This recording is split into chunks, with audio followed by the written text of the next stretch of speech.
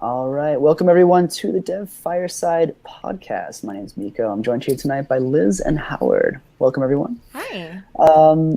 So we're going to be covering a little bit of news from the last couple of weeks since we didn't have a stream last week about this. We're going to be covering a little bit about the update, stuff that's going on in the office, and some of the questions you guys have offered us during our last chat on Tuesday. So before we get started with everything, Howard, give us a scoop on what's been going on at the office. Give people an idea on what we've been up to for the last 2 weeks.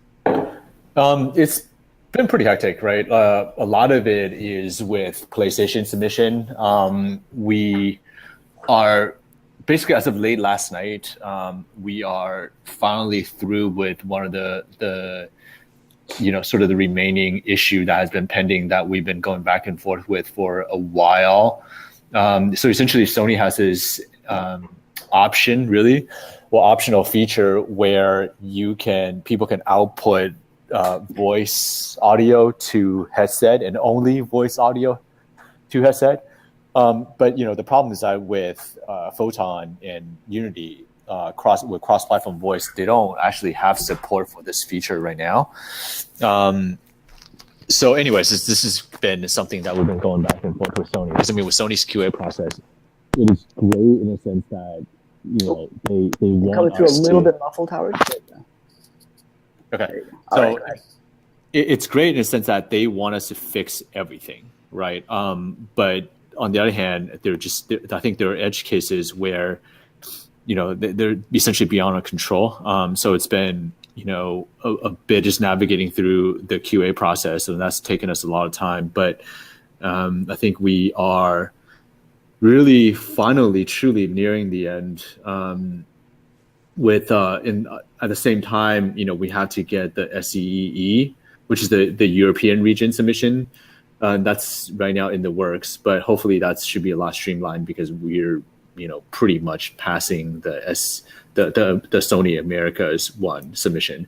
Now, so part of this week, what I've been doing is to make sure that our store information is being finalized.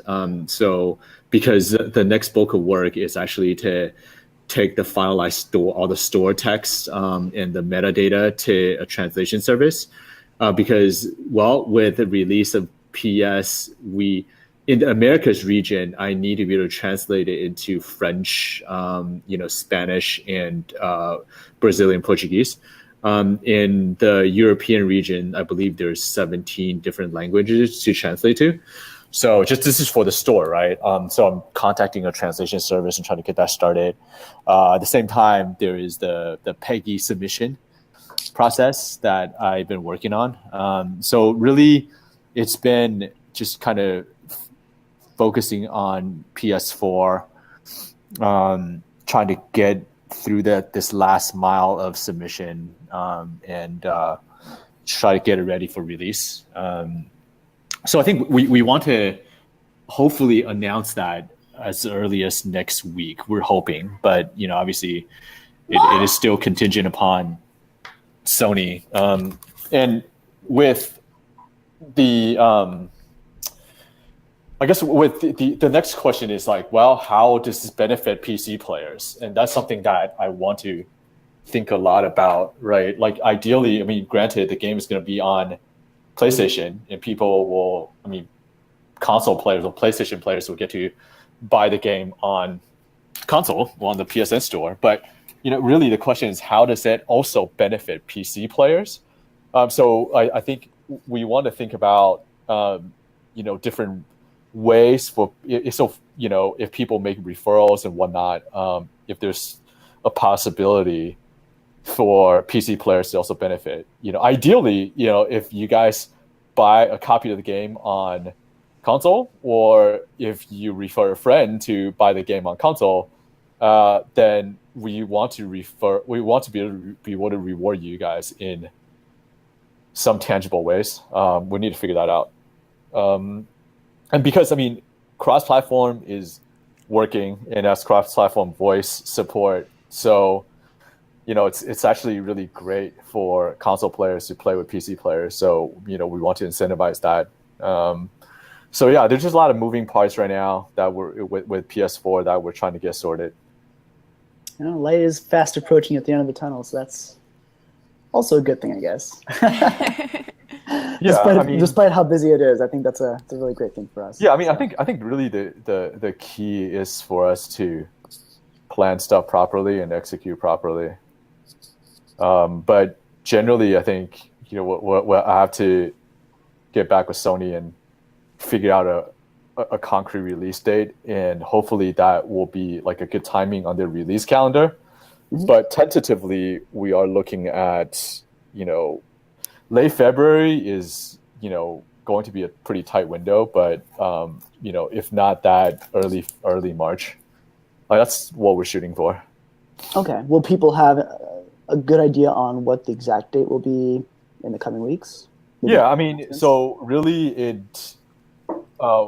there are a couple of things that really needs to happen. One is that, we need to get through, especially at least with one region, right? The SEEA region, we need to be able to get through submission ASAP. And I think we're about 99% there, really. And maybe 98%, somewhere around there. And the other thing is it's basically just talking with Sony and hopefully look at their release calendar and see, if there's a date, say a Friday or whatnot, that is most conducive to release, where it's not so heavy with other games. And obviously, people know that Sea of Thieves is coming out, so hopefully we can position our release to be before that. So it just basically talking to Sony and figure out when is the best release timing, and really just get our stuff ready to go. Cool. Because I mean, we also have a lot of work to do that we haven't done yet. So. Right. Yeah. So we also had an update last week. Let's see if we can try to find the proper materials here so we can go just a little bit over what's been going on here. Most players have already been exposed to a lot of this stuff, so those of you who are watching probably already know what's all going into the update. But for those of you who aren't totally aware, obviously we have a lot of new features. It's called the Royal Flush update. So it includes the Stormbreaker, which is the Arashi ship from Alliance. It's been ported over to PvP, so you can give it a shot, see how it is.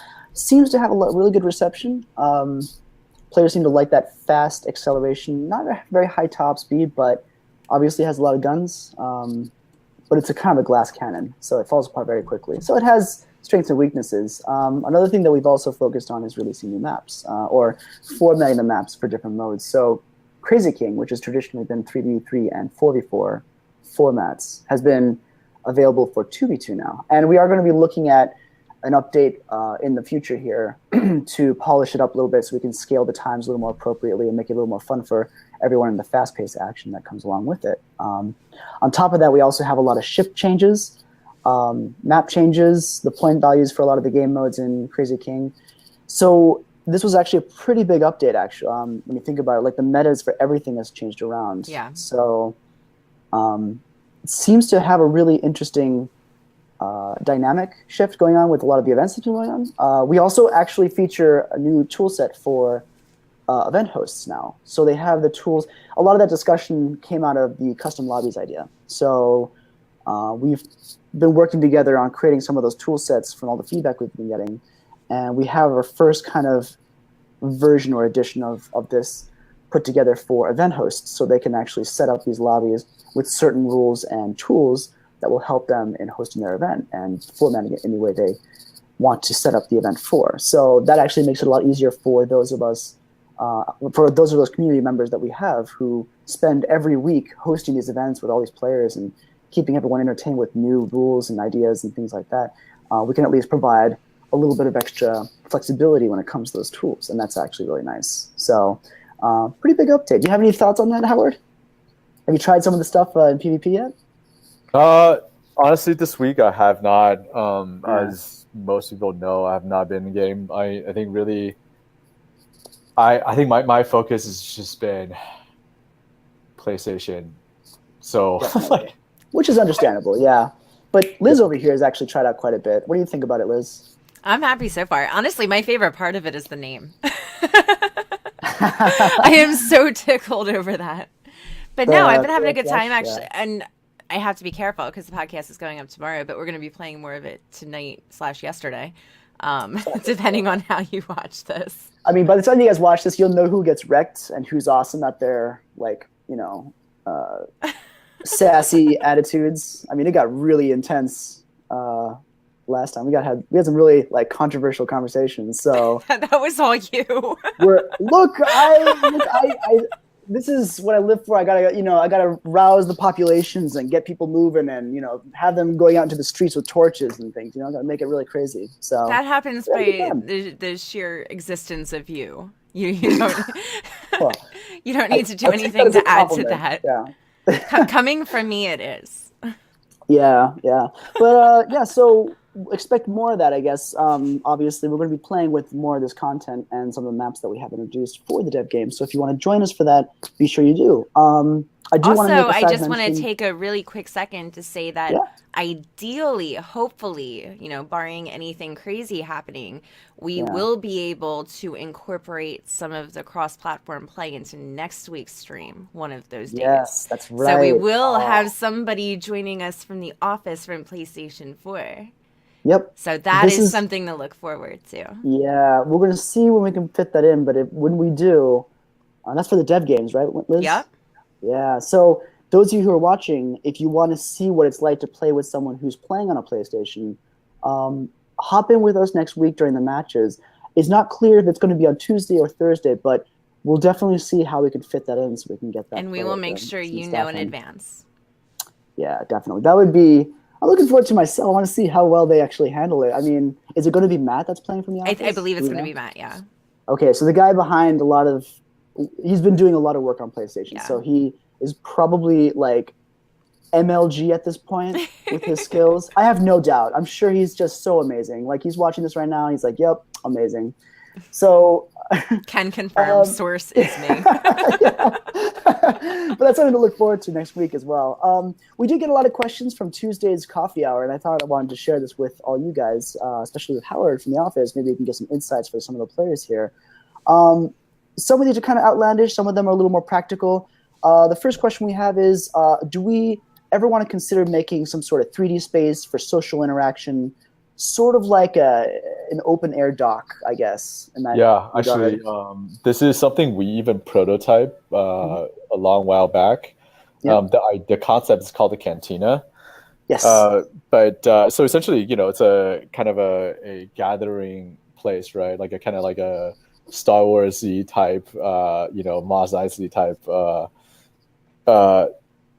cantina, really. And so meant as a place for people to socialize and to be able to really form crew, right? So imagine like a virtual space where we can actually have crew form function and chat and whatnot.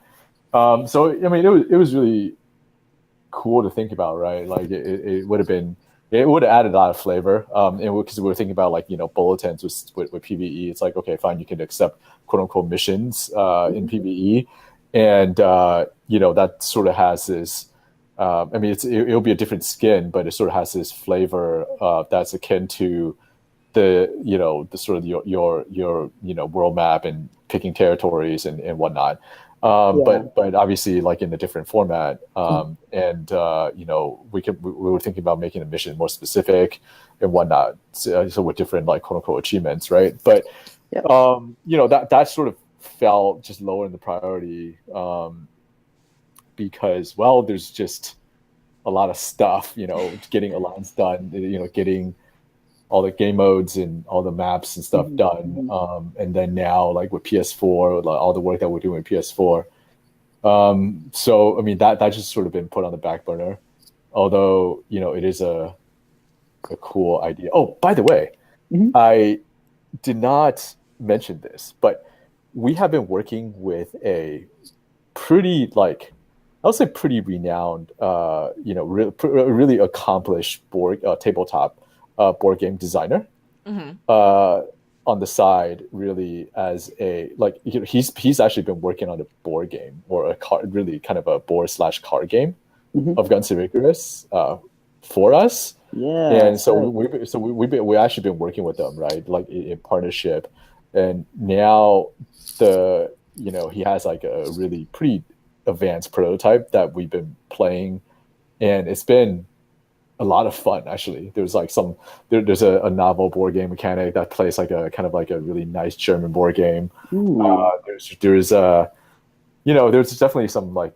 pretty cool stuff going mechanically, and he's basically going to prototype like with the card and the layout, like what essentially wireframe the card and the board and whatnot that Warren's going to take a pass at and mocking it up and whatnot. So yeah, I mean that is you're like, this is, why are we not working on the game? I mean, obviously we're doing a lot of things, but anyway, to segue into this, it's just another thing that's actually happening. I mean, obviously the design work is, we don't know anything about board game design, so it's really done by him.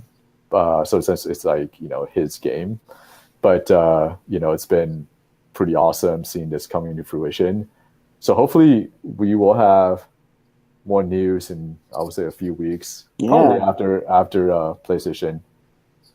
Hey, I mean, because it's like his project and whatnot, it will probably lead into a Kickstarter campaign. And that would be amazing! I would kickstart that. That would be cool. So hopefully we'll announce it and people can check it out. We'll see what happens. Yeah. That would be awesome. There's nothing more fun. Like, that's what the fun behind board games is, that you can kind of bend the rules on it a little bit, and it's not so strictly followed as in the way that programming for games is. So it allows a little bit of flexibility if people want to add some house rules and stuff like that, or adjust the gameplay. So but it's definitely something I would keep an eye on, because wouldn't mind. I have a few friends that we play some card games and stuff like that, but it'd be kind of fun to have something along those themes as well to mix into it from time to time. So okay, cool. So that was really insightful with the whole Cantina thing. Can we have an office tour? Is that a possibility in the future? Maybe some sort of really brief... No, yeah, totally. Like, you mean like a virtual office tour? Something like that, I guess. Yeah. I mean, first of all, if anybody wants to visit, they're welcome to come by. We've had a bunch of players who visited us in the past, or from time to time, and that's always cool. Mm-hmm. Like, it's not like we have some like advanced security or anything. There is no security actually. Just letting you guys know out there, like just a door, just a key for the bathroom. Just a door that we lock up at night, so people are welcome to come anytime. As far as like a virtual tour, I mean, it's really, because we're just in one room, so it's not, it is what it is. So it's just a room. Yeah, I guess we can do some. But I mean, it would just be like, oh, here, this is our desks. Like, it's a room. Okay. So just doing a recording of this one day while we're discussing would be kind of neat. We can totally do some. All right. Well, keep that noted down. I'll just go ahead and bold that out a little bit. All right, cool. So another player, actually one of our CAs, was curious if the concept of summoning planes that are used in Alliance to deploy in PvP would be an option sometime in the future. Would this be something that we could ever consider? It is more of a suggestion for PvP play, but it was an interesting idea nevertheless, and I thought I'd just raise it up. Wait, summon planes for PvP. Player or for... Oh, wait, for just PvP? Mm-hmm. Yeah. For your own side, you mean? Yeah. I guess you could say it's like a deployment of planes or something. Huh. Okay. got some ideas going in that head now. Yeah, potentially. I mean, the oft request in the past has been, have like sort of basically a bigger ship, like a dreadnought-ish type ship, right? Yeah. And to be able to launch, player control planes off of it. Yeah. So obviously, you really. But if you call in a strike, like a special ability, maybe like a call in a strike, and you have like little planes. Maybe they do piercing or something, or maybe some little bit of shatter. Nothing too consequential, but that would be an interesting mix to the gameplay. I think the thing is just that. So I mean, really, I mean that sort of feels more like right now top of mind. It feels more like a PvE special ability. Yeah. I mean, I think that's immediately. Yeah, immediately, I think that's where the best fit is, right? Because Sure. PV, if you look at all the tools and abilities in PvP, it's really more internal crew focused. Mhm. So it's like, okay, what do I do to improve like my function within my crew? Right. Whether it's like, to improve to with trade-off and improve different aspects of, or to specialize in different aspects of gunning, right? Mm-hmm. Offense, or with trade-off, like, do different things in the repair game, engineering, or, basically have different ways to maneuver the ship and whatnot. But it's all more crew and internal and ship focused. So with something like this, it takes it completely outside of that paradigm. So I think with PvP, it will be a much harder fit. But I think this fits pretty naturally with PvE, though, right? Like, because I mean, with PvE, like right now, we already allow people to deploy Chappy, and so Chappy. I think that is just But that's in PvE though, not in PvP. Right, that's what I'm saying. Yeah. So with PvE, since we're already doing stuff like that, it is just it's a more natural fit. It's a bit more tricky with PvP too, because obviously PvE you can go crazy with things, since it's just the AI that's suffering. PvP, it's got to feel like there's an equal fight in a way with skill, not so much, press to win. So obviously mechanics really have to be looked at if that's the case. All right. Do you guys do you have a first aid kit in your office as required by law? This is a legitimate question. First Yes. aid? Yes. Yes, Howard, we do. first aid. Come on, man.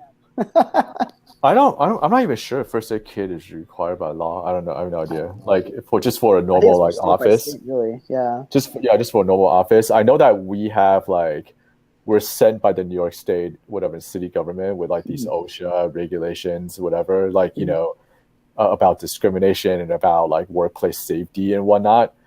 And we're supposed to post that poster somewhere, in our workspace. But I don't think I don't think there is a actual, requirement, at least not in New York, I don't believe, for a first aid thing. I could be wrong.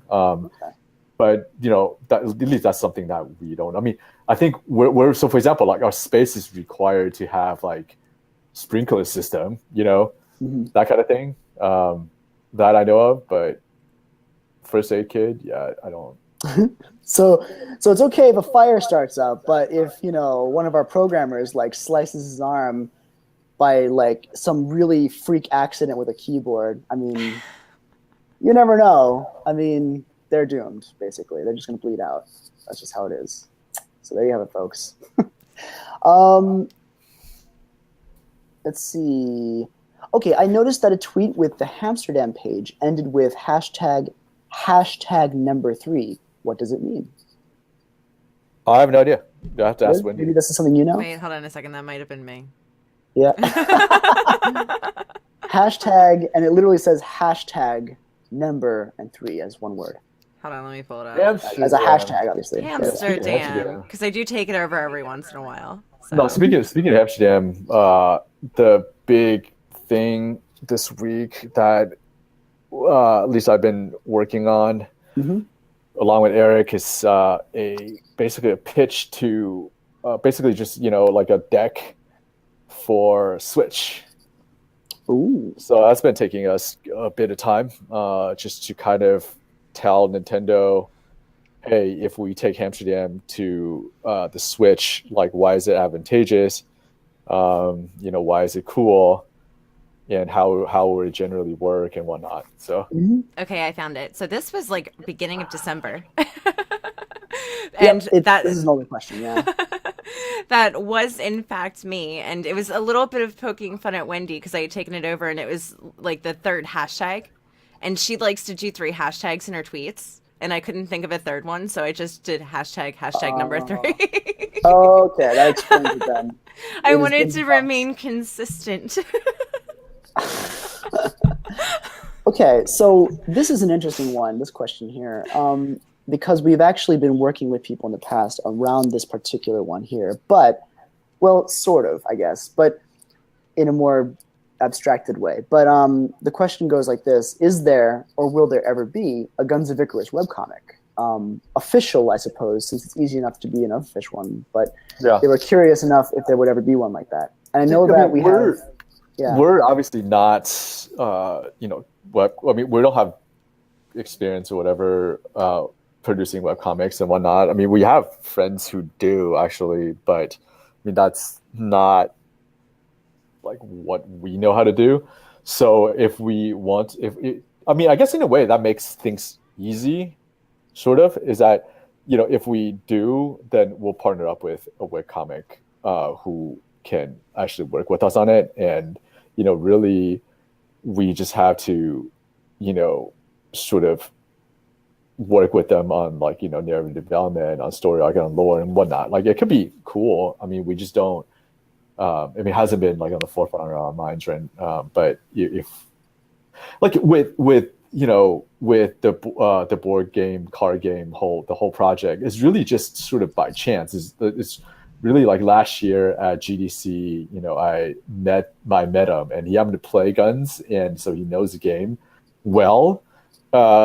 And he's also like just kind of looking to branch out and whatnot. So we just had a really good conversation. We kind of followed up for the next few months, but because at the time he's working on his own project, he didn't have time. So we just kind of like kept in touch and followed up, and then somewhere to like later last year, he started working on it, right? So like this kind of opportunity, you never know where they come about, but if that opportunity comes, then sure, I think it'll be amazing. But we'll have to see. Okay, all right. So how is it like? What's it like working with Muse Games? Obviously, you head it up, but I mean, I guess in your own experience, how would you sum it up in like a sentence or two? The experience working at Muse Games, and this goes for both of you, Liz and Howard. Well, I mean, I guess it's just a number.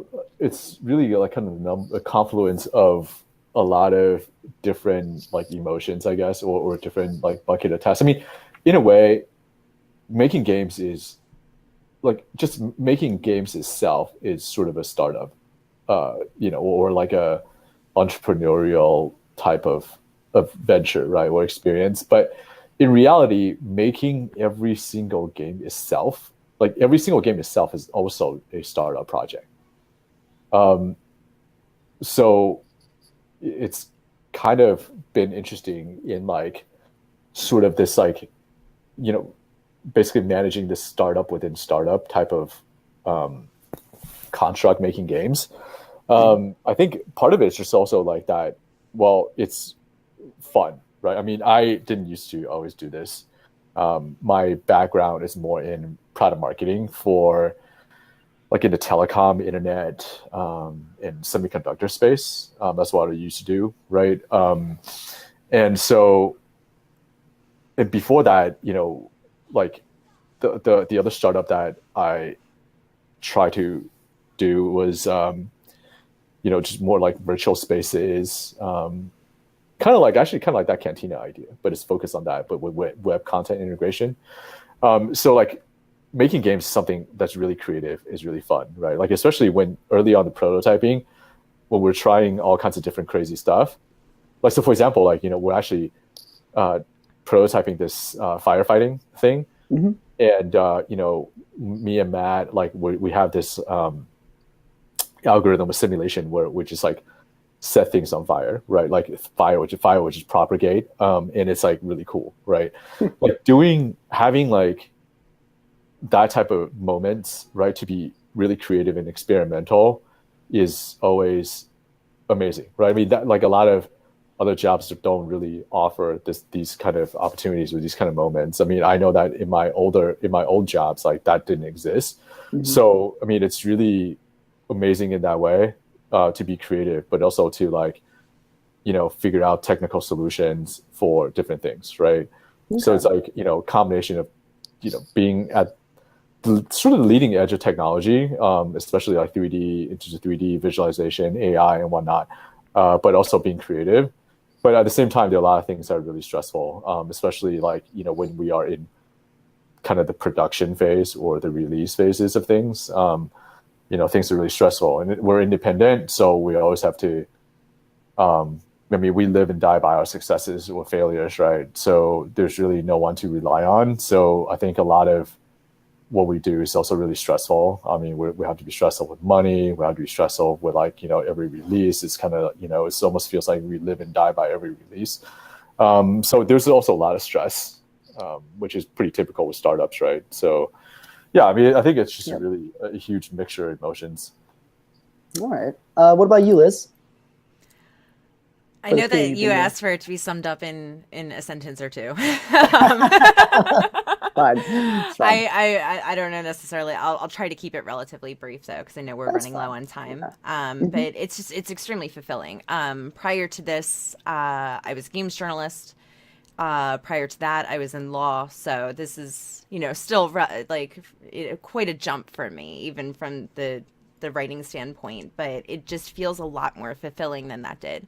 Where before I was just documenting other people's achievements and successes, and now I feel like, to some degree, while I'm not one of the development rock stars, I'm still kind of a part of it. Where I still get to say thank you when people say things look great, and there's this sense of pride, no matter what role that I played in something, when I see it go over well and be successful, and people are happy with it. And I think that's a big part of it, is just it's a lot of pride. And yeah, of course it's stressful too, but of course. But it's funny because back when I was writing, I would finish out my workday and I would turn off my computer and I would go do stuff, whereas now it's like, oh, but my computer's right here in my bedroom, I can just work for a little bit longer, it's fine. Like, I actually am enjoying what I'm doing. Mm-hmm. So cool. All right, and then the last question for tonight: is there any chance of public testing version for PS4 release? Yeah, I think that is that's a interesting question, right? Because right now, I'm hoping that once we get through certification, we can have beta keys. I mean, really, the most important thing is to get enough keys for press and for influencers and for just keys in general that we can actually distribute. I think if we have those, hopefully we can get enough of those where we can set aside some for people, right? For people like in the community to just like get their hands on before everybody else, and can basically play things cross-platform and just have fun with it, right? Mm-hmm. I think that is the goal. I mean, how many keys we can get and when we can get them right now is a bit up in the air because, well, we're not quite through certification, which has been like last night. There was a moment, honestly, like there's an hour, maybe from like 7 to 8, I don't remember, where I was just continuously ranting and raving. I wanted to like throw stuff against the wall. Like, I was just like, there's just a moment where I sort of had to gather myself. But like our Sony account manager says, hopefully this is like Mikko said, hopefully this is darkness before dawn. So we'll hopefully get our breakthrough. And yeah, so anyways, I don't have a definite answer. Okay. But hopefully we can have an answer soon. Okay, cool. Next week, maybe? Yeah, that'll be great. You never know, yeah. All right, so just to recap real quick, we do have DevApp testing this weekend. There will be some contents being tested. We'll make sure to make postings about it tomorrow. So we have team members that are working on that diligently. We also have the Iron Forker Friday tomorrow. I'm sorry, when you're watching it will be tonight after this stream, yes. Tomorrow will be the actual Saturday Chaos Skirmish, there's a Sunday Community Skirmish, and then the Munker Monday, Mining Monday. So all these events are going on back to back. So you can just hop in any of those days in the week, unless you have like a team for Sundays. I think the rest of them are pretty flexible to who can join. So yeah, hop on in, check them out. A lot of them are very tend to be very American-centric, but they can be friendly for Europeans as well. So just give it a look on the events calendar. You can find that in the game as well under the events section, or you can just check it on the forums. They're both there. And we'll see you guys next Tuesday for the dev games. So on that note, guys, take care of yourselves. Have a good weekend, and thanks for flying with Guns of Icarus. Bye.